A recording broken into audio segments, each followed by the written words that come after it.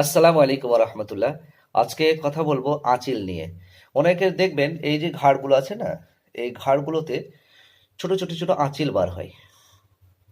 এবং অনেক সময় মুখে, এই চোখের উপরে, চোখের নিচগুলোতে, বা এই ঠোঁটের এখানে, বা আবার এই হাতের এইগুলোতে দেখবেন ছোট ছোট আঁচিল হয়। এগুলো অনেক সময় চুলকায়, জ্বালা পোড়াও করে অনেক সময়। কিন্তু সব থেকে বড় কথা হচ্ছে যে এগুলো দেখতে খুব খারাপ লাগে, সাথে অস্বস্তি বোধ হয়। তো আপনারা এই আঁচিল থেকে কিভাবে মুক্তি পাবেন? তো একটা হোমিওপ্যাথি ওষুধ আপনাদেরকে বলবো, যে এ দেখতে পাচ্ছেন K29।